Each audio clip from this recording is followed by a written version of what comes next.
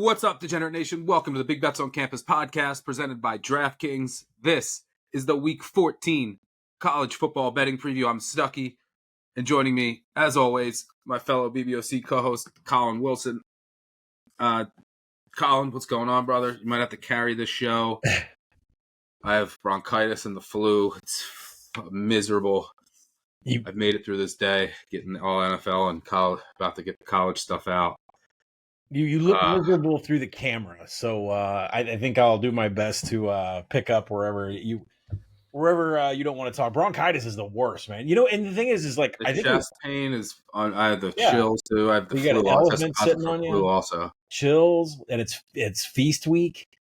And the thing is you and I talk about this, like, man, football season. It's like you ignore your diet, like your sleep gets bad, and then you get sick. Usually it's like week 8, so it all just I get sick once a year.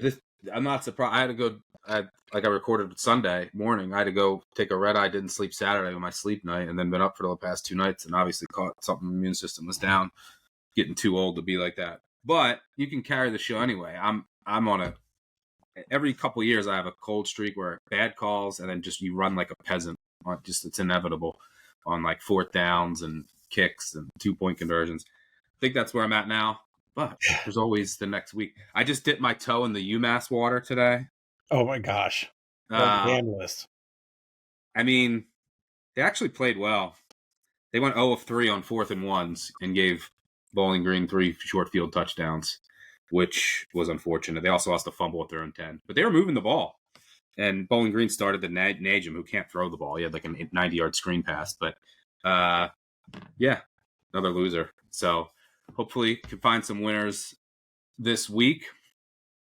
By the way, if you're using Twitter, be sure to use @Playbook, the new betting bot from Action. Turn your screenshot into a bet slip. Just follow @Playbook on Twitter for more info. We'll also have a quick slip link in the video and podcast description where you can find and tail some of the bets we discussed in today's episode, or you can visit actionnetwork.com/bet now.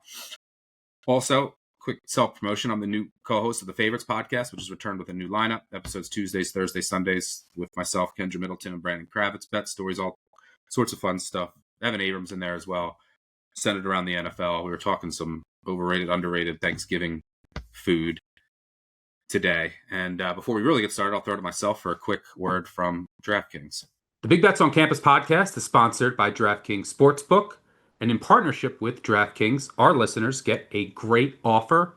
Right now, new customers can bet $5 and get $200 back in bonus bets, plus 3 months of NBA League Pass.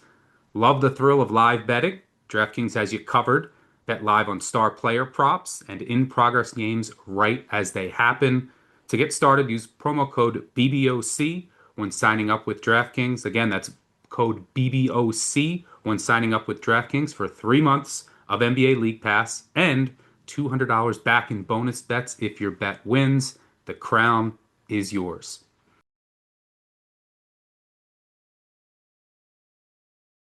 All right, let's just hit as many games as possible.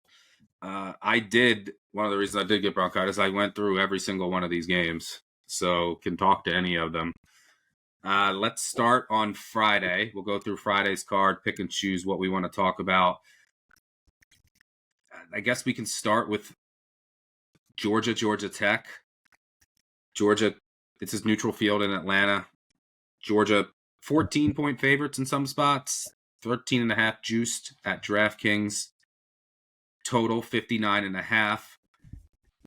Part of me wants to buy some Georgia Tech here at a price of 2 touchdowns. I'm pretty close numbers wise, but also I should mention, by the way, that UMass game is a perfect example of you just have to accept this. Week 14, you're just going to have weird things happen with like the bad teams.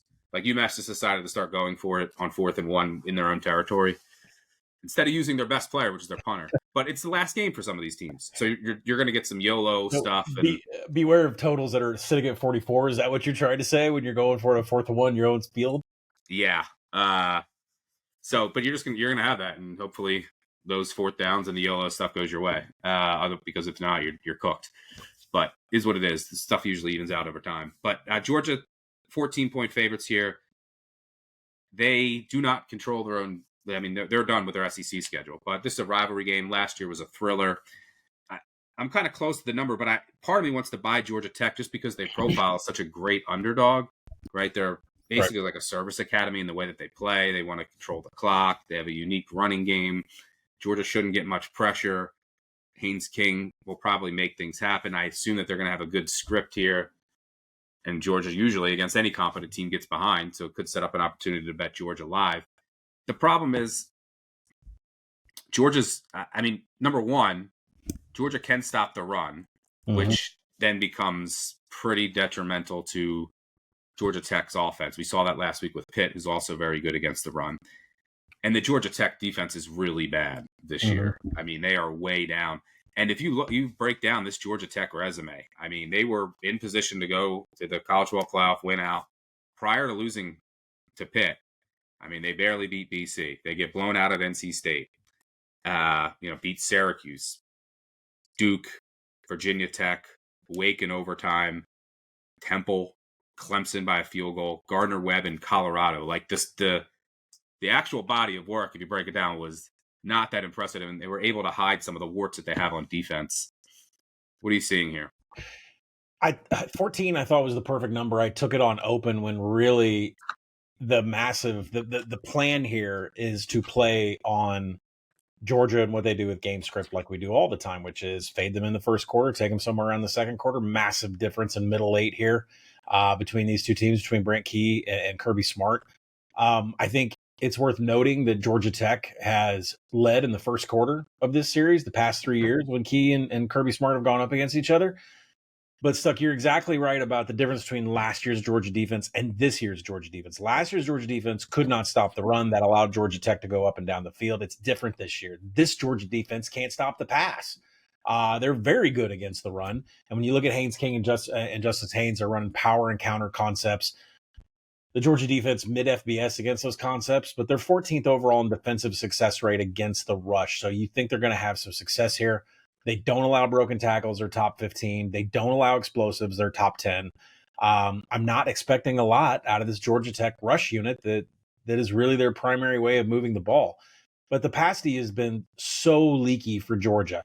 They have no pass rush. Are they going to allow King to pick up first downs and scramble attempts?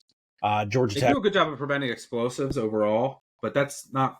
I mean, can Haynes King march him down the field through the air? That's the question. Yeah.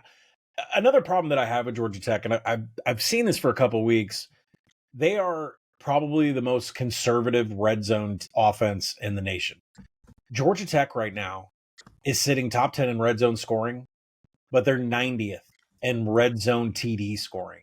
They're settling for way too many field goals. To go from 10th in scoring to 90th in touchdown red zone touchdowns, not good.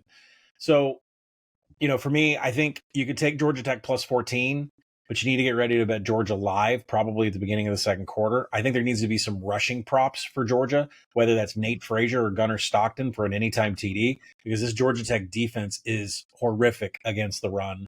They're 120th in havoc, and they're 115th in tackling. I think Georgia's going to have maybe the scripted part of Bobo doesn't go so well, but at some point, I don't see anything stopping them from getting down the field and scoring. So I took plus 14. I'm going to buy off somewhere after the end of the first quarter. All right, let's talk a little Egg Bowl. Do you want to go head to head here? I can do it at 7. You're going to take Cowbell? Yep. All right, let's do it. 11-8 me, 19-15 overall.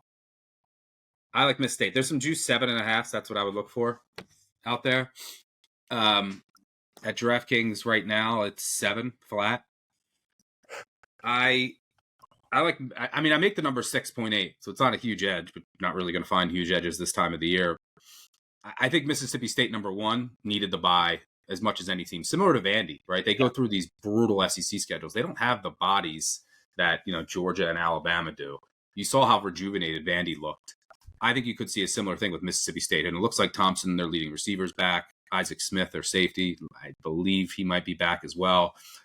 This is as healthy as they've been in quite a while.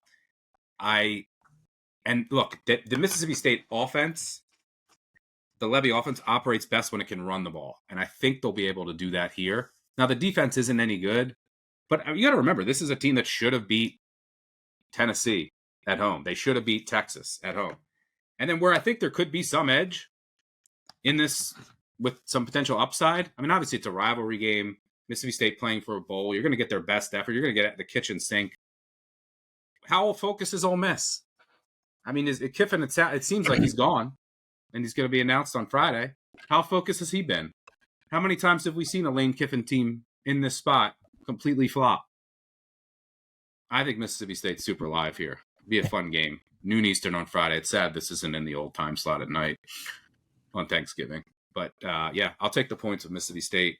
I mean, look, you can tell me all about their run D against Lacey, and it's all fair. But where is Ole Miss mentally, and are they going to be prepared fully for this game?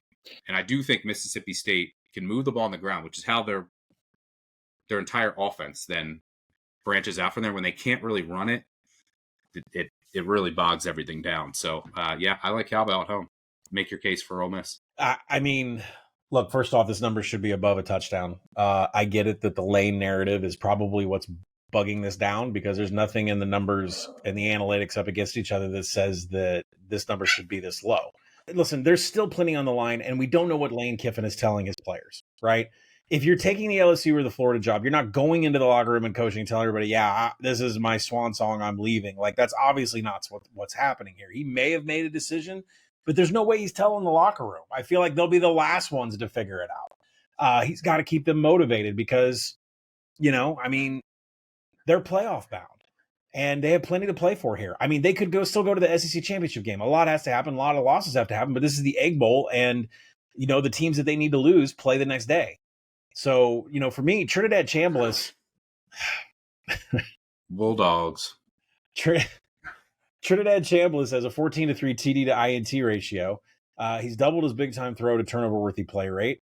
And I think they've been holding him back from a designed rush attempts. Now, he's had just 7 designed rush attempts the last 2 games against Florida and the Citadel. He had 16 in the previous 2 games against OU and South Carolina. So I don't know what they're holding that back for. Mississippi State has struggled in the defensive trench. You and I have talked about that. Their line yards and EPA allowed on the ground are bottom 15 in the nation. They're facing an Ole Miss man blocking concept that favors the Rebels. Mississippi State's 39% against man gap blocking. It's not good.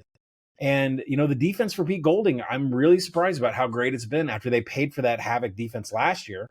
They're going to need this defense, particularly against inside zone of Davin Booth and Fluff Baldwell. There's just more efficiency. There's more chance of nothing being broken from broken tackles and missed tackles. Levy has not created a methodical offense yet. It's more about explosives, and they're just not going to be able to pull that off against this Ole Miss D. So I'll go head-to-head with you. But I don't see that playing a factor here, because you're still telling your team, I'm your man. There's no way that information's leaked to You don't know. I'm just saying there's upside with Mississippi State because of it. Like, if everything's status quo, then whatever. It is what it is.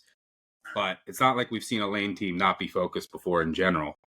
And now, I mean, he's spent the last week negotiating a $100 million contract. We'll see.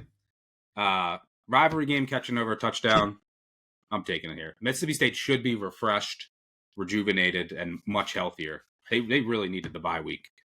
More so than, similar to Vandy, as I mentioned earlier. Ohio in the MAC, 7.5-point favorite at Buffalo. I mean, I think that number is too high, but I mean, Ohio's been very fortunate in a number of games. Their defense is bad, but Buffalo's been a disaster. I mean, Roberson's been bad. They should have lost to UMass. They should have lost to Kent. They should have lost to Akron. Over a touchdown would lean Buffalo in the number, but not sure I want to get involved there. Also early, you got Iowa, Nebraska. You like Iowa, should be able to run all over Nebraska. Is that the cap there? Yeah, that's the handicap there. Nebraska does not have any kind of rush D whatsoever. That's different than what Iowa has, and they should be able to do that against Nebraska's new quarterback. But I don't see any resistance for Gronowski whatsoever. So, I loved Iowa on the open. I thought the number was wrong at 4.5. I make it more like 7. We're approaching that. I would still play Iowa at 6. Anything Utah, Kansas? Utah 11-point favorite on the road at Kansas. Kansas has been disappointing. The Utah defense obviously was disappointing last week. Anything there? No, I mean, I have the number at 11, so I would think at 12.5, I would probably start to look at Kansas, but don't they look like a corpse? Have they given up on the season? Plus, their defensive finishing drives, bottom 10 in the nation versus Utah, that's second offensively, and in points per possession across the 40. I don't see anything analytically that says that Kansas is going to be able to hold on here, but at the same time, I make it 11. So it's a little bit oversold, but I think Kansas is dead in the water. Here's one I like that might not be popular. It's scary going up against Kenny, but I like Arizona on the road at Arizona State. Look, I don't think we're talking enough about how good Arizona has been.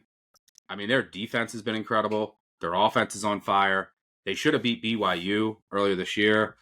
I mean, they easily could have won at Houston, a team that won't beat Arizona State, and they'd be right in this discussion for a Big 12 championship. This team is rolling on all cylinders. Now, their special teams is bad, but Arizona State's special teams are worse. I mean, the worst in the country, which kind of, helps wash out that usual disadvantage. But Arizona has one of the few corners in the Big 12, maybe a handful in the country, that can match up with Tyson. This is still Jeff Sims. It's a one-dimensional defense. And look, a one-dimensional offense. Arizona State, give credit to Dillingham. They went to Iowa State, broke out Jeff Sims just running the ball 30 times. But since then, they barely survived West Virginia at home. I mean, Scotty Fox ripped them apart. And then they beat a corpse and banged-up Colorado team. I think this is a different step in class. This is where they're going to miss Sam Levitt. They're going to miss their one of their best offensive linemen that's out for the year. I like Arizona on the road, anything under a field goal. Yeah, I like Arizona too. I think what scares me is that the Arizona defense is 43% success rate against man, and that's what Raleek Brown runs. He's 3.4 yards after first contact, 1,000 yards on the season, and Kenny loves to line up in 12 personnel and let Raleek Brown run. It doesn't mean that they're necessarily going to win this game. I mean, the best part of the Arizona defense is the pass. So if Arizona State doesn't get it done on the ground, then I think they're going to be pretty much stopped in the water. Now, Fafita's been okay with his passing, but the rush explosives from Ishmael Mahdi has been fantastic. And Arizona State, 127th in broken and missed tackles allowed. So I like Arizona too. Put it on the board? Yeah, let's put it on the board. Arizona on the board. We are 59-43 in one lifetime on agree, 57.8%. What else we got here? I mean, was Air Force, Colorado State. I mean, I don't know who's playing Colorado State quarterback. Curry got suspended. They were like spitting on players. Who knows what's going on with Colorado State? Air Force down to their third string quarterback. I don't know. Air Force's defense has been a little better. A little better. Still not great, but if you look over the past few weeks, like look what they did to UConn. And their offense they can't throw the ball. Yeah. Which is why their unders have been getting hit and cashing over the past few weeks at above 45 or 45. I mean, that's the only way I could look. But who knows? I mean, I don't even know who's playing quarterback for Colorado State. Air Force also might go to Johnson Moore. They brought him in last week at quarterback. It's a mess. That game, what a disaster. I also like San Diego State on Thursday, too, against New Mexico. Like head-to-head. Oh, here we go. Let's put it on the board. Yeah, I mean, -1, no big deal. But this is a big game for both of these teams. In New Mexico, their offense is all about creating explosive runs with DJ McKinney and Damon Bankston using zone read. And those two guys have forced 27 missed tackles.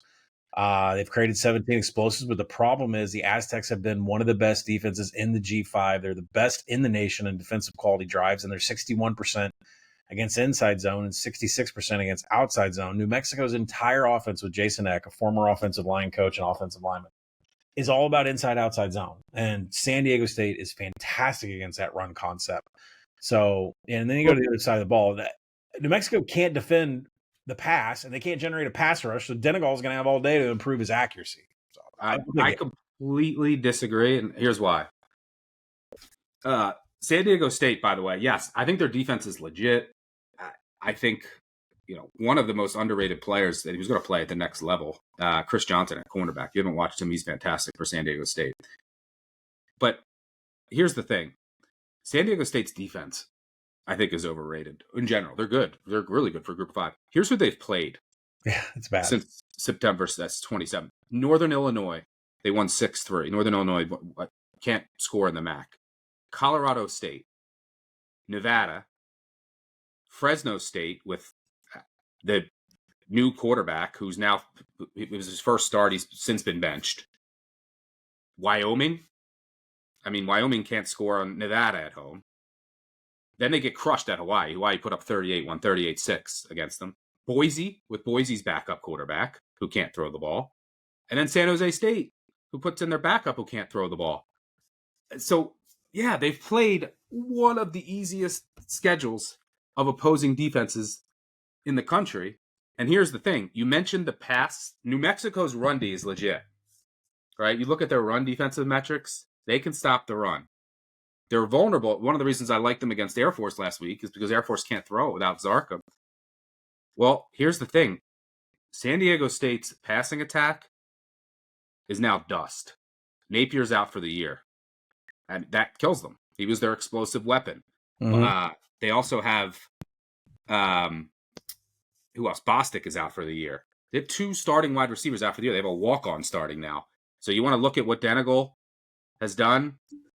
Let's take a look at the past few games. Against San Jose State's stingy pass D, 8 of 16 for 80 yards. Against Boise, 6 of 10 for 17 yards. Against Hawaii, who we just saw UNLV light up, 10 of 27 for 130. I mean, the passing attack is toast. So I don't think they can take advantage. I trust Eck to scheme up enough offense in a low-scoring game at home. Huge game. One of the biggest home games for New Mexico in quite some time. I like the Lobos and Eck. Head-to-head. Can't leave. I might take Purdue on the number. Oh, my gosh. I make it under 28. It'll be a small bet. Here's the thing. Cignetti's starting to talk smarter. Right. His quotes about, like, we got to stay healthy. It's about, and now it looks like Surratt and Kamara will play, but he's had some quotes this week where he's starting to think about the longer term. So I don't think he's all about, like, last year. Like, and Purdue is exponentially better this year than last. I don't think he's just like, all right, we need to win this game 55-0. So I make it under I make it under 28. So I got to look at 29. Where do you have it? It's funny that, I mean, it's like I saw this game and I didn't want to have anything to do with it. 25.7. So I'm there. 25.9. Yeah. So look, I don't think he's going to try to run it up, but I think they could accidentally cover. That's how bad Purdue is. I mean, Purdue covered 28.5 against Ohio State. I mean, Ohio State's 5.5 on. I mean, I get Ohio State's slower. I guess they might be 2-point conversions. Here's the last one we'll talk about on Friday. Temple, North Texas. I might have to play Temple. I want a 21. 20.5 I might get involved with. Now, North Texas, they just announced that Morris is going to Oklahoma State. Right. I don't think that that'll impact the team, but maybe it's a distraction. He's going to stay with the team to the end of the year. Here's where there's maybe some hidden edge. Temple, who's going to be up for this game. All the pressure's on North Texas. Now, Temple needs to win to get to a bowl. Temple's offense, they have a former offense coordinator from Montana State. It operates best when it can run the ball. Evan Simon's been great. They should be able to run the ball in North Texas, control the clock a little bit more, because everyone can run on North Texas. North Texas's defense under Skylar Cassidy, it's more of a positionless brand 4-2-5. They really try to create havoc and turnovers. Not great at stopping the run. Been very good against the pass. But Simon takes good care of the ball. And where I think there might be a little hidden advantage here for for Temple, is now we don't know if North Texas wants to run it up, right? Like, do they want the style points? We saw Tulane throwing against Temple like until the very end with Retzlaff. But Casey Keeler, the head coach for Temple, was the head coach at Sam Houston State. His defensive coordinator was Cassidy, who's now at North Texas. Keeler knows this defense like the back of his hand. Now, that's not the same for Cassidy, because this is a brand new Temple offense. It's the Montana State offense. So I think that Keeler, who's a really good coach, knowing the North Texas defense, I think might give them a little bit of advantage. I mean, this Temple team, this line is assuming that they're like completely incompetent. I know they got blown out last week, but this is a team that should have beat Navy, easily could have beat Army, beat UTSA,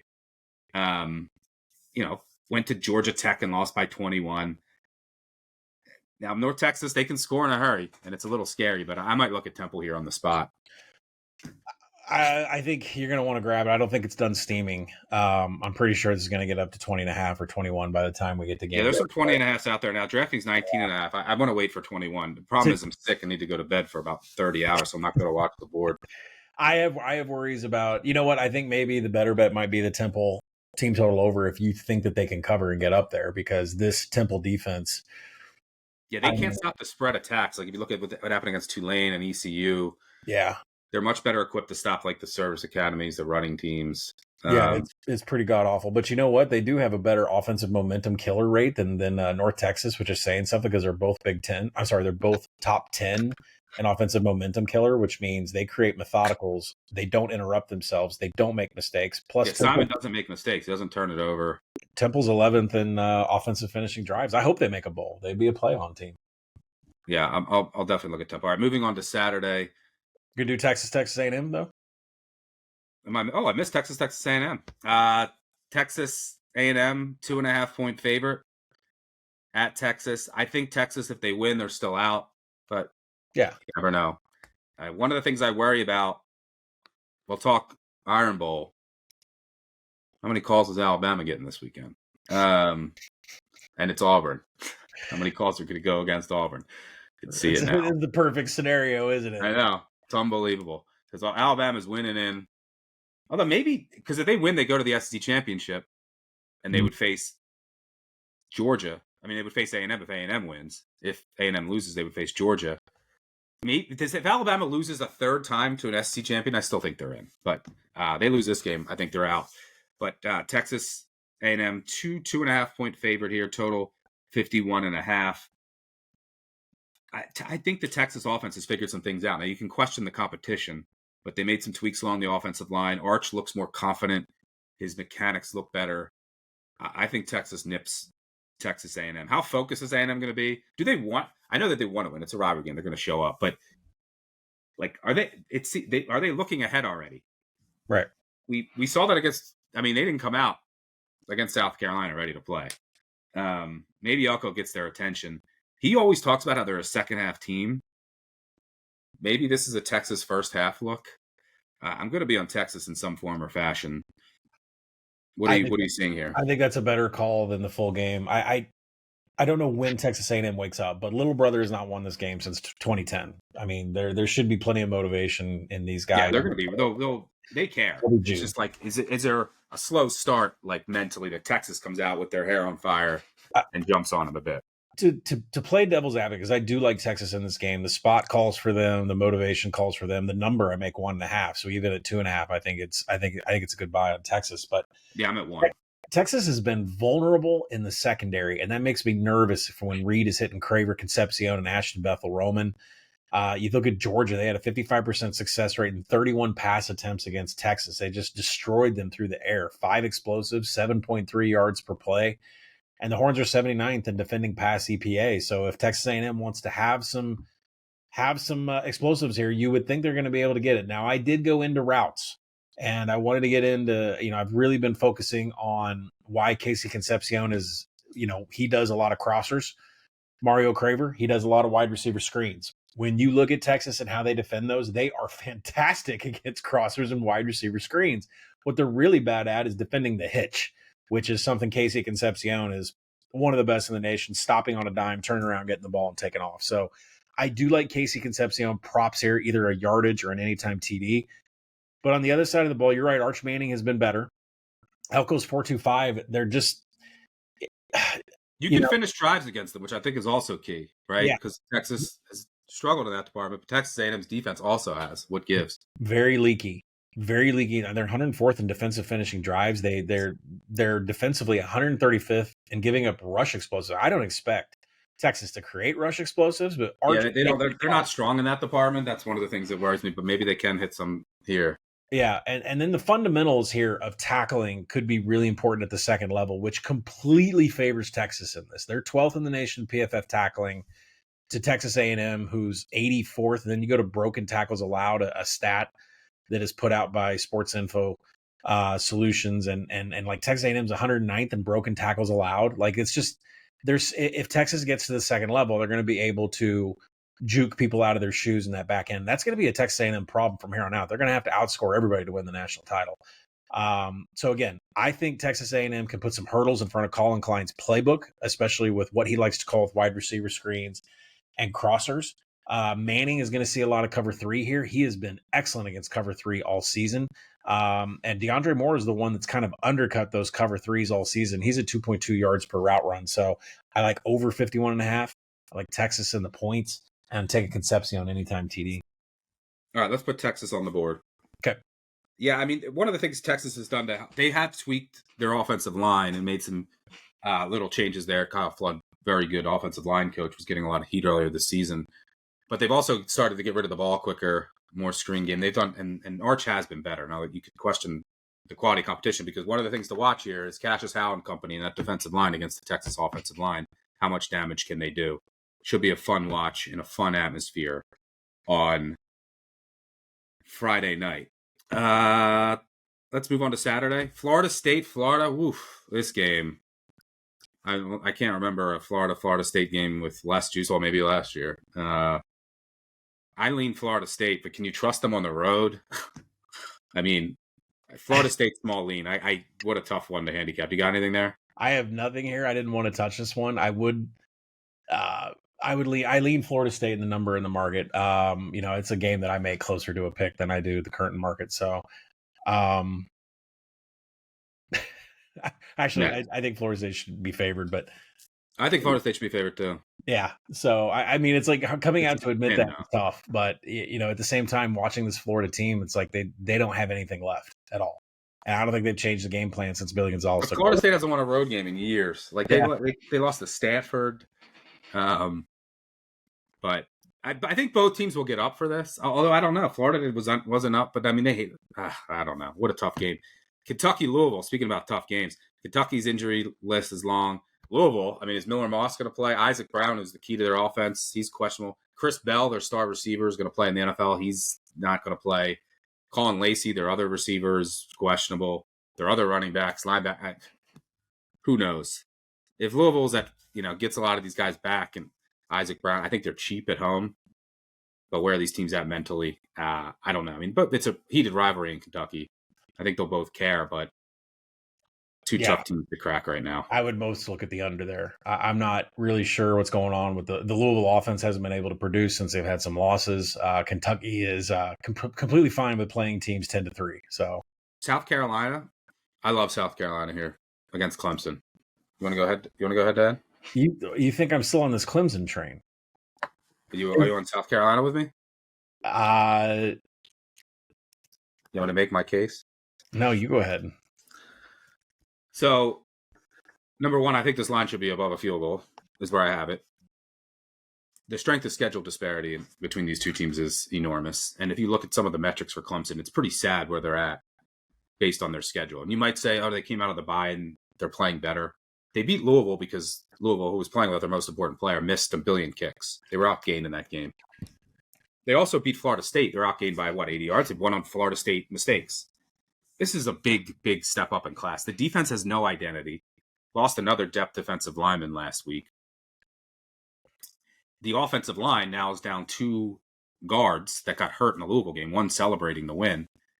They really miss Wesco. There's no running game to speak of whatsoever. Mm-hmm. South Carolina also have a special teams advantage. At home, this is their Super Bowl now.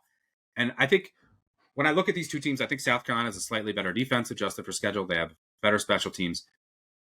Clemson has a slightly better offense for my numbers, but I think the South Carolina offense is like this right now. They changed offensive line coaches, and they're finally healthier. They're getting healthier. Clemson is not. And they changed play callers a couple games ago, and it looks completely different. I mean, you saw them put up 350 yards and 30 points in the first half at Texas A&M. You saw them last week in a very tough spot. I was really impressed. Like, they're still fighting. They're not going to a bowl. They came out and just blasted Coastal Carolina. But the offense, they're just getting the ball out quicker, players in space. They're using, Sellers looks more comfortable, rolling him out more. He looks like he's willing to just take off more. So, yeah, I think that Clemson's not going to be able to run the ball. They're going to be under pressure on the road. Yeah, I think this South Carolina offense is a little underrated right now after some of the changes they've made.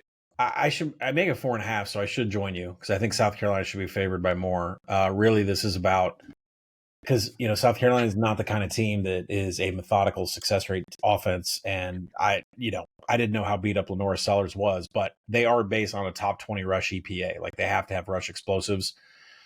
Clemson sitting at 76th and defending that. So I think the one hangup why we're not gonna put it on the board as an agree is because Clemson is still top 10 in tackling and broken tackles missed.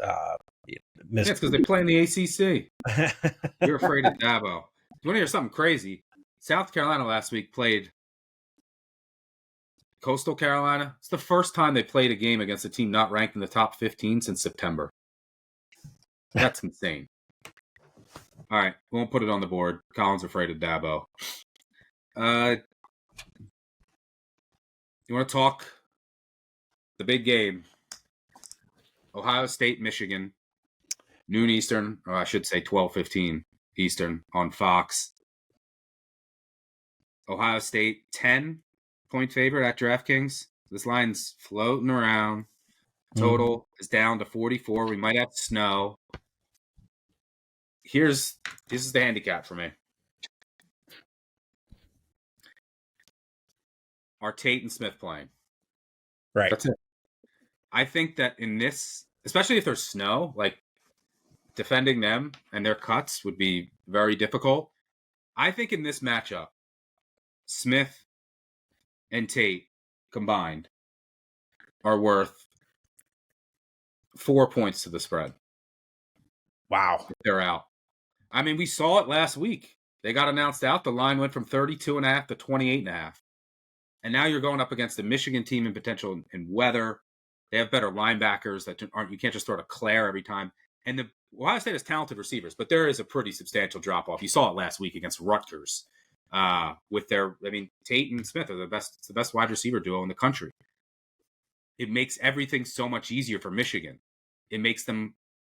They can blitz more. They can sell out to stop the run. And Ohio State's running game has been meh.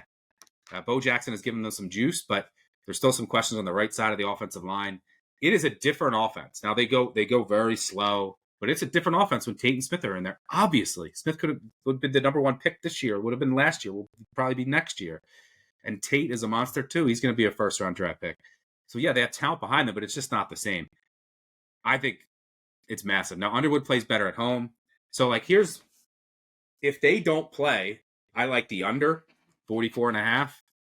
Mm-hmm. I like Michigan plus 10.5. If they do play, I would like to have Ohio State minus 9.5. So, how is Ohio State going to approach this game? Michigan, they have bigger fish to fry, but it is their biggest rival, and they have lost them, and it's this big narrative, and then they tend to get tight in these games. But are they just going to say, look, we don't care?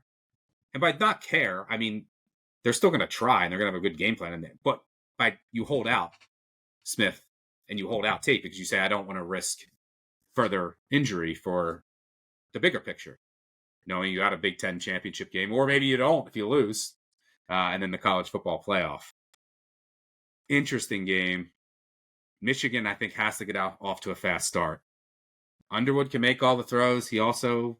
he doesn't have great receivers. If Tate and Smith don't play, and the Ohio State does the best defense in the country, I think this turns into a rock fight. What are you seeing here? Yeah, I completely agree with you. I think if Jeremiah Smith is playing and Carnell Tate are playing, it completely separates Ohio State because those are two pieces that they're going to need against this Michigan defense. I think the more key player that could be injured here and not playing is actually linebacker Ernest Hausman. Listed as questionable for this game. He's the leading tackler. He's third on the Michigan defense in pressures. If he's not playing, it completely changes the dynamic of this rush defense and in coverage. It does look like Jordan Marshall's going to go, for what it's worth. Yeah, he's going to be there. And I've done enough digging with some sources that it looks like Jeremiah Smith is going to play. They're just not officially calling it, but Carnell Tate is a true questionable decision. It's Tuesday. I've seen some sources say that both are going to play. I've seen some people say both are going to play. Yeah. Is that games or... It's Tuesday. We usually get availability reports on Wednesday. We do our pod on Thursday, so we'll see. But that's what I'm hearing. This Bryson Kudzol kid, he's been really great running man and gap blocking, and not really so much in zone read, but he's kind of been a nice pickup as a third string running back to start the season. But, Kudzall has been taking handoffs, gap blocking assignments. And my question is have they held zone read with Underwood and Kudzall off tape just for this game? Ohio State struggles against outside zone with a light box. So if Sharon Moore has kind of figured that out, like Ohio State is exceptionally good against almost every run concept except outside zone with light boxes. If you can run outside zone away from edge Caden Curry, because for Ohio State, he is one of the best rush defenders of any edge player in the Big Ten. If you can run away from him, you possibly could have some success. But look, if Ohio State gets their guys back, Julian Salen has immaculate numbers. Number 1 overall in on-target rate by Sports Info Solutions. Of all FBS quarterbacks, nobody's more accurate than Julian Salen. 27 to 4 TD to INT. He's quadrupled his big-time throws to turnover-worthy play rate. And Michigan may generate a pass rush, but Julian Salen is only 2.3% turnover-worthy play rate with a pressured pocket. He has been excellent in a crowded pocket. And he dominates cover 3 and quarters, which is what Wink has been calling there for Michigan. So I understand I've called Ohio State to win this game now 5 years in a row. I think Ohio State minus 10 is the play. I like the over based on the fact I trust my sources. The Jeremiah Smith is going to be there, and this Ernest Hausman is truly a real problem about him sitting out for the Michigan defense. Yeah, major injury watch there. Because I would be against you if I knew, but you probably wouldn't play minus 10 if Smith and Tate were out, right? No. Yeah. I think it'd be a ground-based game, and it could be like 17 to 10, 17 to... Yeah, no way. What else we got here? Pitt hosting Miami. Miami needs a lot of help. I mean, in the ACC, it's basically Virginia. If they win, they're in the ACC championship. They're 10-point favorites against Virginia Tech. And if SMU wins, they're in. They are 13.5-point favorites at Cal. You can use the quarterback run a bit against Virginia. That's what they're going to have to do. Drones is going to have a day running the ball. In regards, I don't have a strong feel there. Like I make it like 9. Usually in these spots, you get some inflation, like these must-win spots. Mm-hmm. I think we might be getting that with SMU. So I get SMU's playing better, and they're probably going to win this game. But this line's out to 13.5. Yeah, should be 10. Like they were just Virginia was 5, closed 5 at Cal, and Cal should have covered. SMU got recently outplayed by Syracuse with their backup at home. They gave up a billion yards to Stanford. You can move the ball through the air. I think it's a decent matchup for Cal because, one, Cal can't run the ball at all. Don't even try it. Well, you can't run on SMU. You got to throw. So JKS has got to avoid sacks, but you can throw the ball on SMU.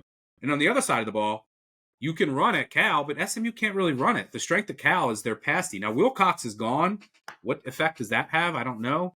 Maybe you get a coaching bump. Maybe the secondary weakens, but they're usually great as an underdog. I've always bet Wilcox is a double-digit dog. Part of that is they don't give up explosives through the air, so it's harder to build margin against them. I think this line's too high. I'm waiting for a 14 to pop on. Even at 13.5, I'll probably be on it small. This is just like, I mean, SMU, yeah, they destroyed Louisville. Louisville played, they were, by the way, they never even showed up. Their season ended the week before.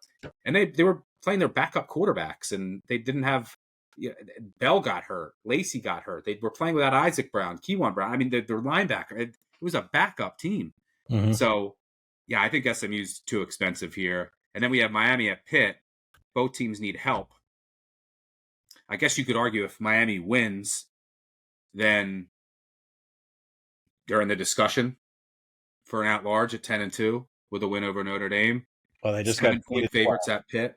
They just got we're doing this right as the college football playoff bracket's going out. They just got seeded 12th. They moved up a spot. So yeah, they have a lot to play for here. Where's Vandy? 14th. Yeah, Vandy needs to beat Tennessee. We'll talk about that game in a minute and then get help. So I think Pitt's got Miami's number though. I just look, Pitt dominates all run concepts. They should shut down the Hurricanes' rush attack that's outside the top 35 in success rate in line yards. The best way.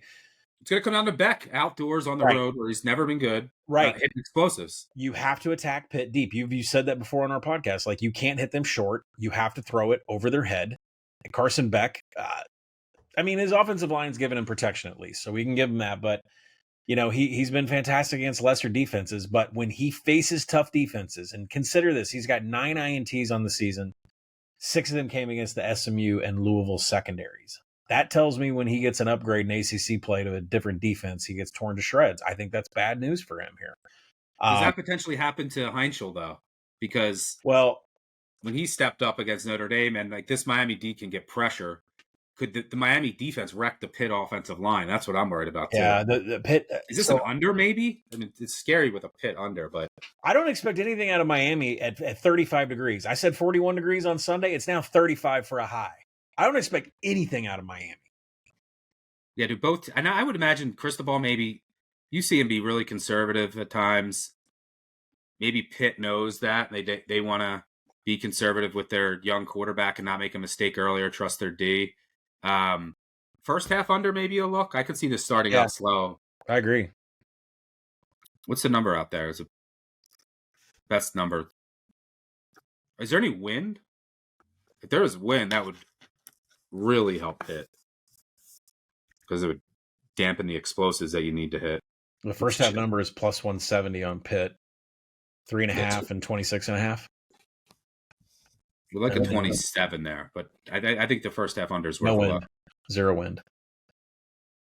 BC favorite at Syracuse. That's hilarious.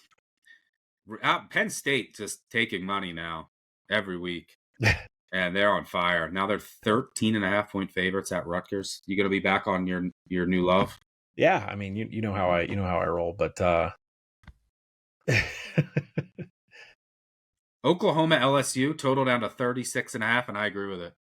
Well, you don't think how's LSU score, right? Yeah, and then Oklahoma, if they get a lead, they're like, Mateer, don't make a mistake. We just need to win this game to go to college football playoff. They're just going to run it. Yep. Run it. Trust their D. I mean, the LSU offense is broken, and their offensive line is not going to be able to do anything here. Yeah. So, I mean, we saw that against Western Kentucky. Can't score at home against Western Kentucky. How are you going to score at Oklahoma? I know it's super low. Like, you got to worry about turnovers. With both these defenses can create turnovers, so like it doesn't take much to get over 36.5. But how this game doesn't end like 20-7 or 20-10? Well, this one's got 20-mile-an-hour winds, and that's just straight winds, not gusts. Sustained. And LSU can't run the ball. Right. Oklahoma can't really run the ball. Right. They've been better of late, but wow, this game could end like. That's what I'm afraid to lay it, because I mean, Oklahoma, say against Missouri. Missouri dropped the pass. They did nothing all game. They dropped the pass to cover. Mm-hmm. And just because Oklahoma, their offense isn't great, and they'll just shut it down and not. So, I don't know. Did you play Oklahoma? Minus 9.5. I did. I mean, I'm at like 11. But I also said I don't know how LSU scores. Their defense. It's got to be their defense or special teams. I mean, it's the only way. But you don't think Mateer's not throwing the ball? There's just no way Mateer's throwing the ball here. I don't see that happening. I see a 2-possession lead and sitting on the ball. Yeah, I think under's still good at I make it 35, but just seeing how it plays out. All right, let's talk Iron Bowl. Alabama, Auburn. Alabama 6-point favorites at Auburn. This is the first time since 2007 that the Iron Bowl will be played under the lights at Jordan-Hare. There have been some absolute classics. Saban has talked about it, the voodoo of Jordan-Hare. I mean, you just go back the last couple meetings at Auburn. They were huge dogs, double-digit dogs, 24-point dogs, and they lost 24-22 in a game they should have won.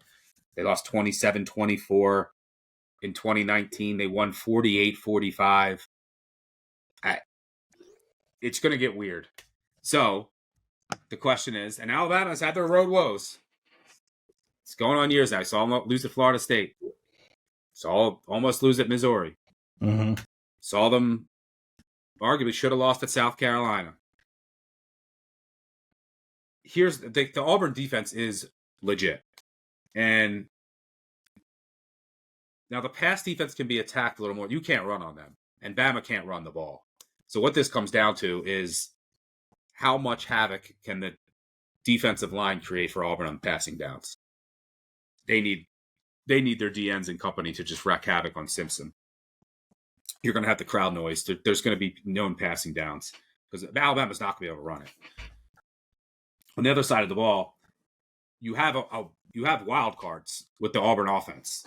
Right, this is kitchen sink game. You're going to probably get trick plays. You might get 3 quarterbacks. You know, they're going to have packages for Deuce Knight. Is Daniel starting? You could even see some Jackson Arnold. Kane Womack, the Alabama defensive coordinator, talked about that this week.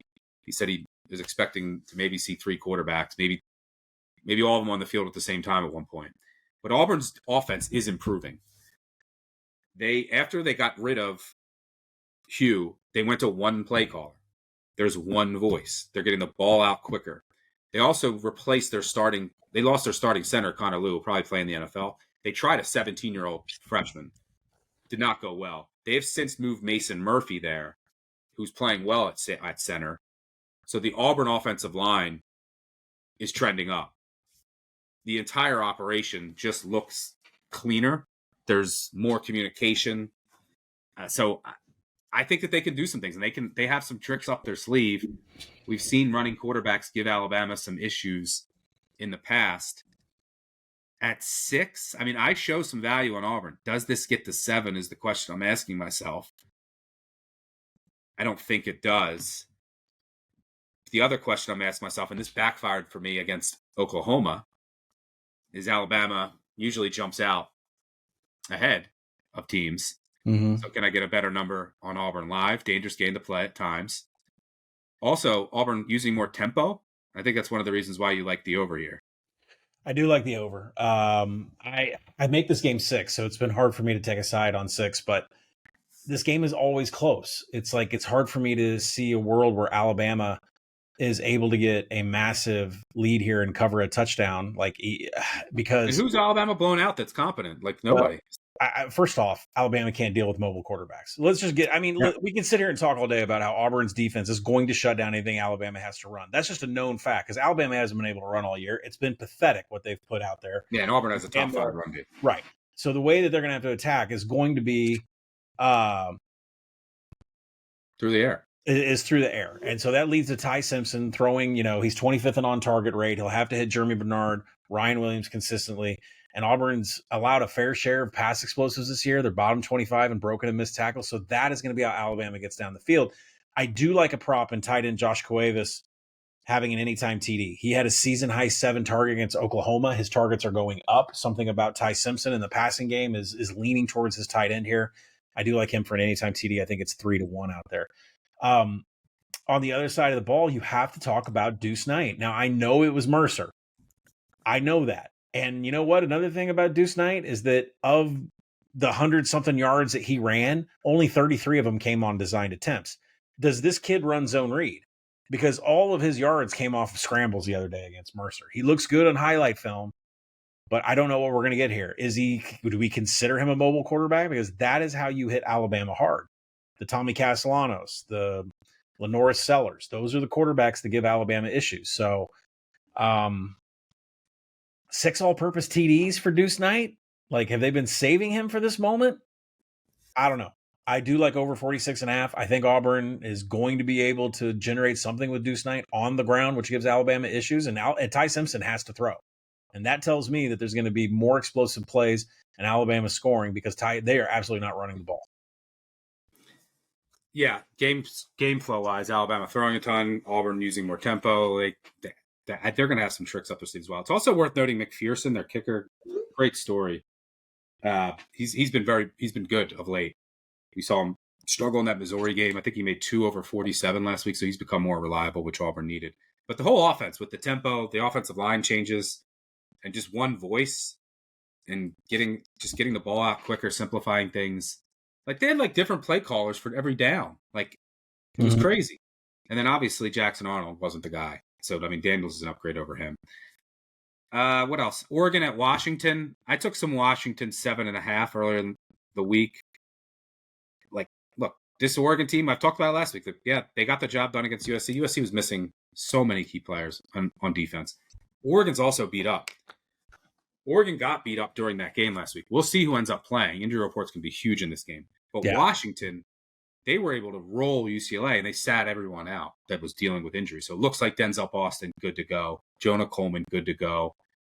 Most importantly, Carver Willis, Monroe Mills, when those guys were out this year, the Washington offense crumbled because they don't have any depth, especially, when they had Maximus McCree in there at left tackle, their offense turned to dust. I mean, you could just look at their offensive line on-off splits.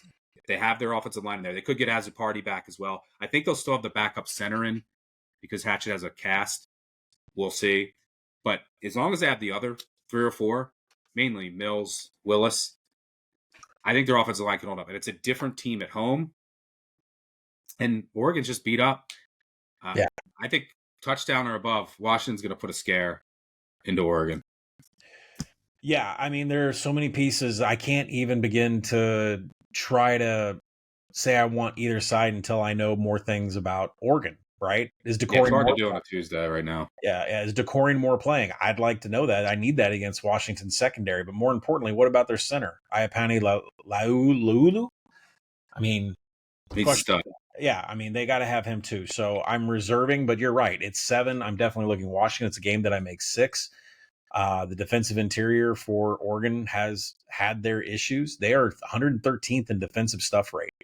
What does that mean? That means they cannot control the line of scrimmage on, say, 3rd and 2, 4th and 1 when they desperately need that. They can't stop other teams. Jonah Coleman. Yeah, and Jonah Coleman should be able to expose that. So I'm going to sit back, but it's you're right. It's 7. It's definitely a look at Washington. Interesting. Well, Wyoming took a ton of money. I mean, numbers-wise, I agree with that, but who wants to bet Wyoming right now on the island? Oof.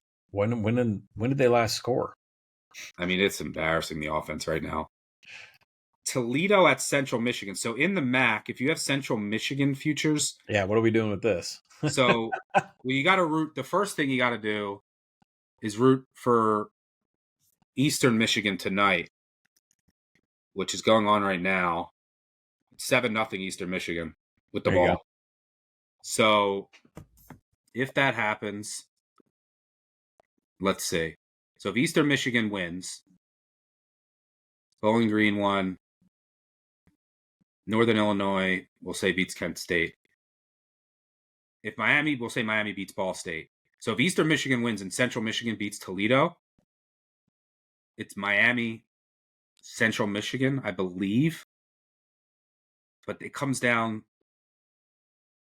might come down to the Sports Source rating score. If Ohio loses to Buffalo, then it's Central Michigan versus Miami. So, but if Western Michigan comes back and wins this game, Central Michigan needs to win, and they probably need Miami to lose to Ball State. So Central Michigan futures are all they got to beat Toledo. I mean, but they're pretty much dependent on Eastern Michigan. So you'll know by the time you're listening to this podcast. I mean, it seems like a Jason Candle type of game to lose. Yep. You want to run at Toledo, and that's what Central Michigan wants to do. Do you have everything there? I think they're 10.5 point favorites. Well, Toledo is number 1 in the nation defensive passing success rate, but they're 23rd in rush. And I understand the strength schedule is like out of control, so don't pay attention to that. What I'm saying is defensively, they are much better against the pass than they are the run. Always. Yeah. So that's the way Central Michigan can attack them on the ground. That's all they want to do. Right. Yeah, I mean, I think numbers-wise, I'm close, but yeah, I think I'm not going to be hedging. At least I don't know if I'm going to be able to get a hedge in on Central Michigan against Toledo. I mean, we only have like 20 to 1s, 25 to 1s that are out there. It's kind of one of those tickets where you got to let it ride to see if they actually win the championship game. That's different though for Southern Miss. I am sticking by it. I think they beat Troy. Numbers up to 6.5. I think they've just been screwing around the last couple of weeks. I'll be honest with you. Can they just turn it on? The other thing is Crowder looked great last week for Troy, but it was Georgia State. So how much can you take from that? Right. He was a disaster the week before, but does their offense have more juice now? That's a tricky game, but you're going to let it ride. I'm going to let it ride. If you see a 1-unit play on Troy money line come across, that may be just, I don't know, that may be nerves or anxiety. I don't know, but I'm going to let the 40 to 1 ride. I feel confident Southern Miss has got this game. By the way, all right, it's that time of year where we have a great deal on Action Pro as part of our Black Friday sale, which is live now. Sign up for an annual subscription and get 50% off your first 3 months. Action Pro users get real-time alerts as soon as experts like myself, Breeze, Duck, Collin track picks in the app. Without Action Pro, you'll need to wait 30 minutes to get alerts and risk not getting the best of the number. You also get real-time money percentages to see where the smart money is flowing and access to our NFL player prop projections powered by the GOAT, Sean Kerner. And soon, Nick Giffen will fire up his unbelievable men's college basketball player prop projections. The deal is over soon, so go to actionnetwork.com/pro to sign up for an annual subscription and your first 3 months 50% off. That's actionnetwork.com/pro. All right, some trash. This is the last weekend of trash. 43-38, 53.1%. You don't want to have a trash conference championship weekend like Conference USA trash? I might. It depends what we get.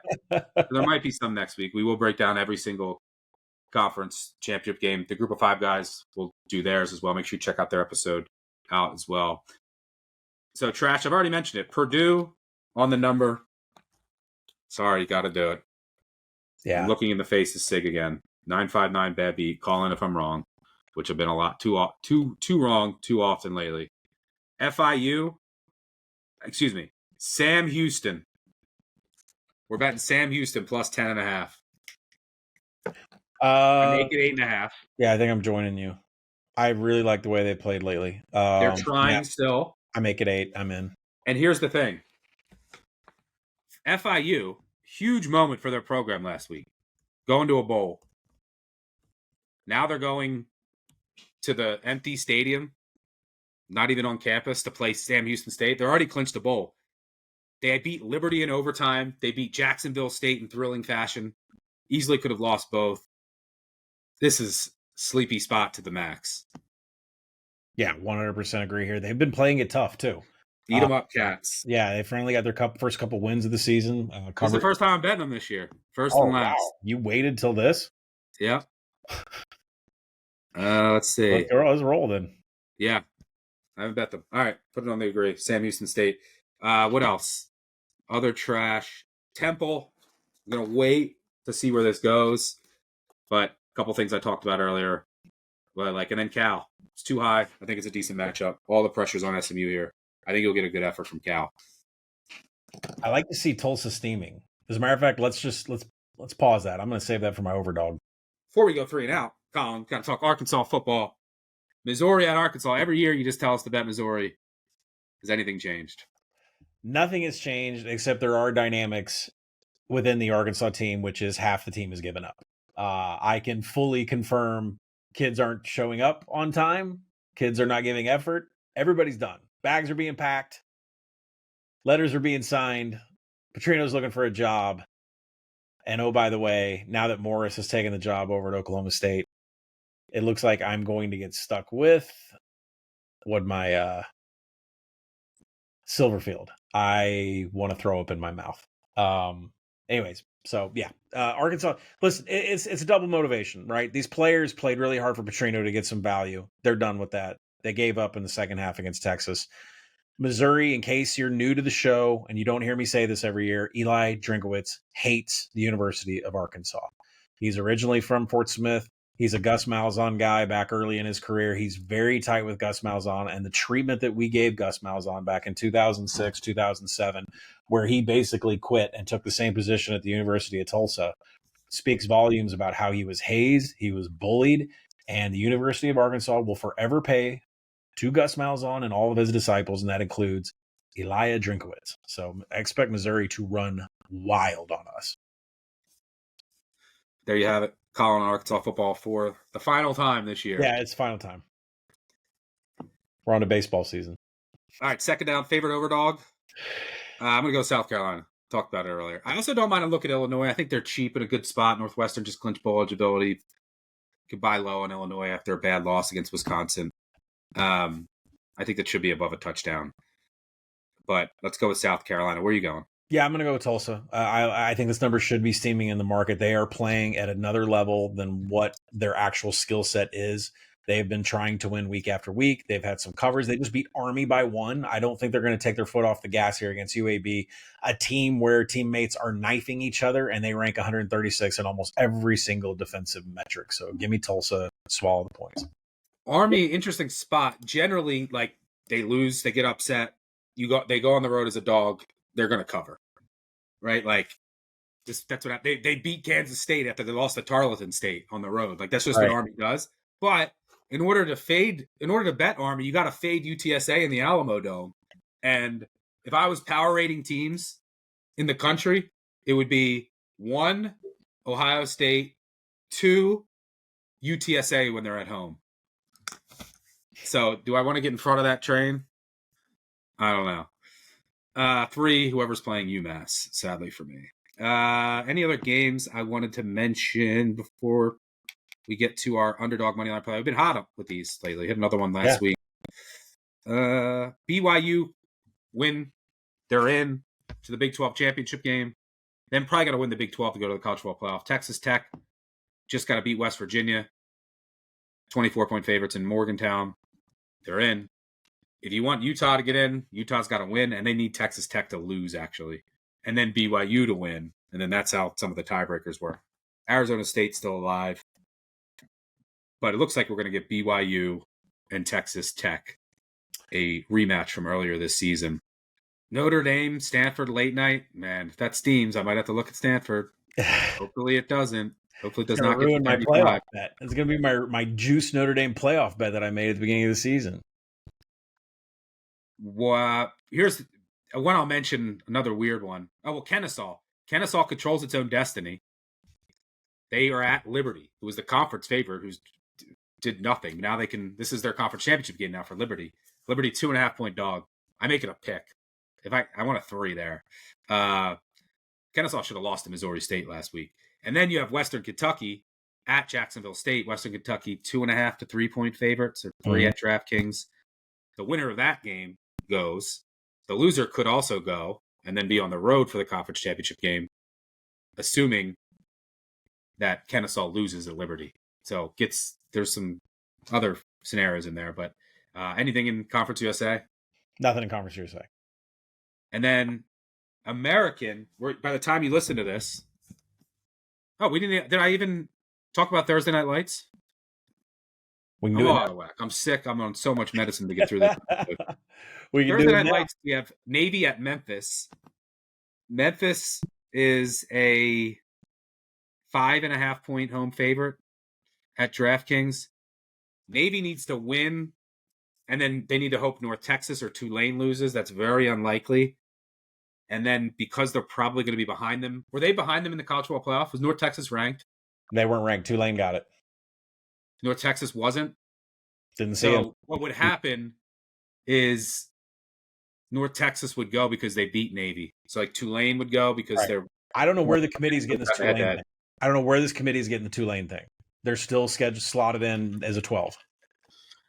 So, yeah, it looks like we're going to get North Texas. And, I mean, maybe Navy beats Memphis and then they get ranked somehow. But I don't see it. I like Memphis in the game. Memphis can stop the run. That's the strength of their day. Yeah, and I mean, look, Navy needs a lot of help. Charlotte's got to win over Tulane. Temple's got to win over North Texas. Not saying it's not impossible, but, and this is Blake Horvath did lead this offense against Memphis last year and put up 56 points.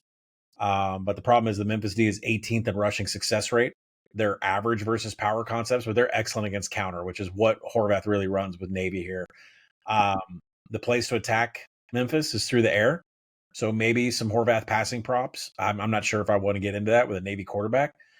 But they don't pass much. And Memphis, that's just the way you have to attack Memphis. Now, Brandon Lewis should be completely healthy. Like, he hobbled around on his ankle, but he had 74 yards on the ground against East Carolina in their last game. So I think he is finally back to full strength. Navy's pretty much mid-FBS and defending zone read concepts that Memphis is going to run. But they're 134th in tackling. They're bottom 20 in defensive quality drives and finishing drives. Memphis offense is the opposite of that. They're top 15 in quality drives and finishing drives. So Memphis will create methodicals, and they will get 6 on the board almost every time. So, yeah, Memphis all the way.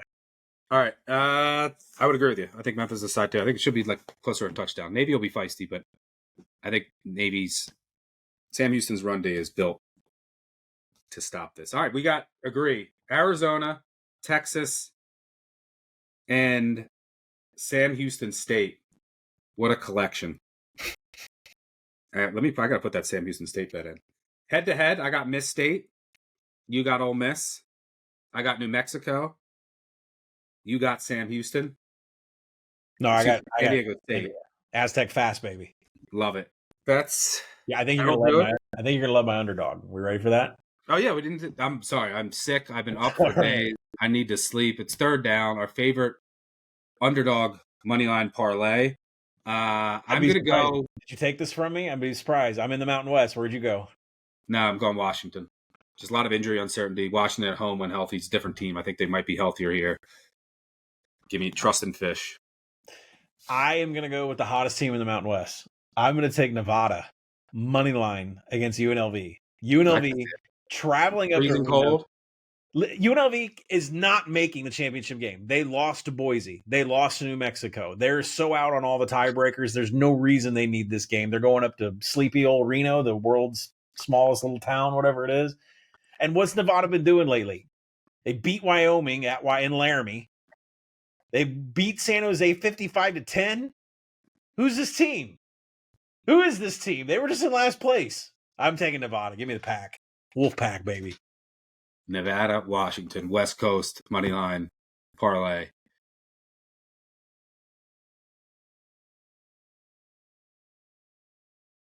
Sure you don't want to change it to Arkansas? 0.0%. All right. There will be some weird results this week. It's been kind of a boring couple of weeks for college football as far as upsets. I think that's changing this week. Like, you call an Iron Bowl? Auburn wins. Auburn wins. What is the one result on the board that would shock you the most? Mine would be Purdue winning, right? That would shock me more than anything.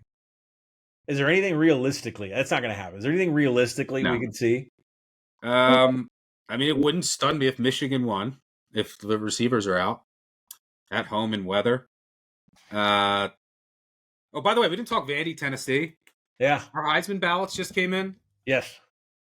I would argue why is Pavia not getting more love for what he's done? Do you think it's a stigma? Do you think I know you don't want to talk about it. You're the anti-Pavia. I don't mind talking about it. I mean, you and I are both Heisman voters. We can talk about this. I don't have a problem.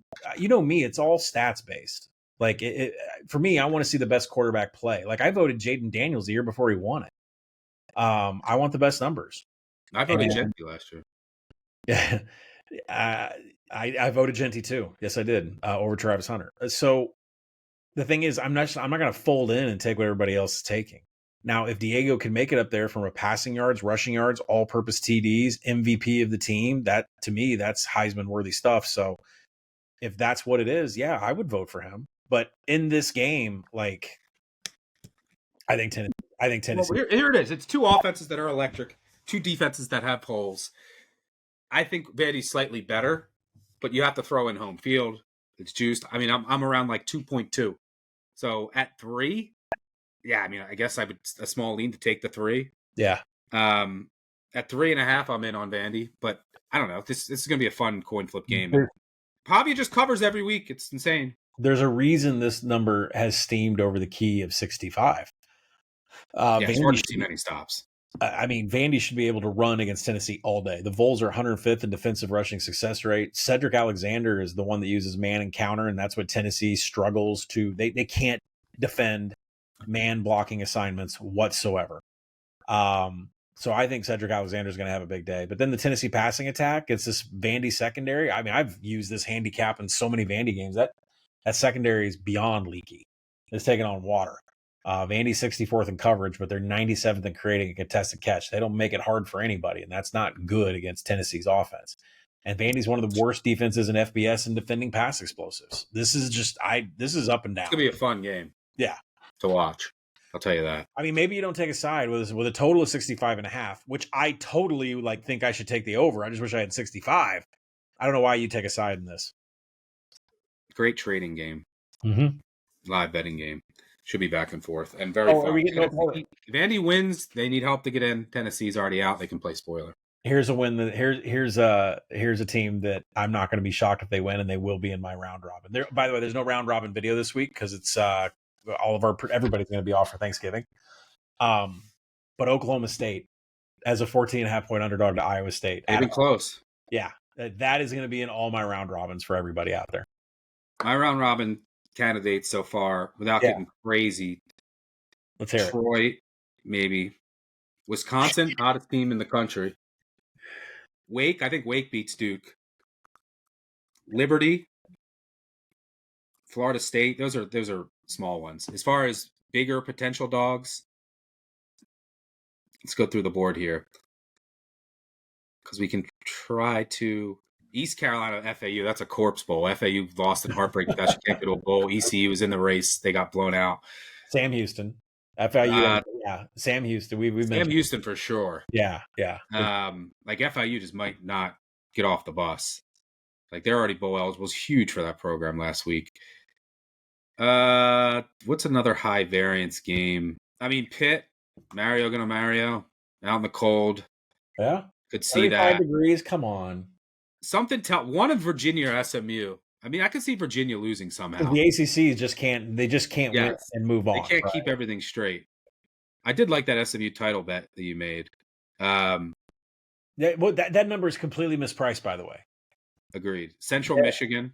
Yeah, I could see just because it's Candle. I mean, no one loses more as a double-digit favorite, but I do think like Bama or something. There's going to be something crazy that happens this week. If you figure it out, if you knew ahead of time, you get rich. All right, that'll do it for us. Happy Thanksgiving to everyone. We're very happy to get everything out to you ahead of time, even if it cost me my health for the week. It's a labor of love. I'm going to go sleep for the next 40 hours. Hopefully I can wake up and remember how to pick some winners. Let's have a week.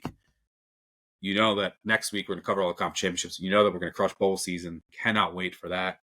Thanks to Colin for joining me. Thanks to our producer, David, on the back end. We're very thankful to all of you for listening. Be even more grateful if you could subscribe, tell a friend, tell them. You know the drill. Be a 5-star review if you can. But enjoy the time with your family, your friends, or if you're just by yourself, like I'll be, plenty of time just eating food, watching football. It's a great week. We love you guys. You make the show. Thank you, as always, for tuning in. Until next time, we'll catch y'all later. Cheers. Peace out.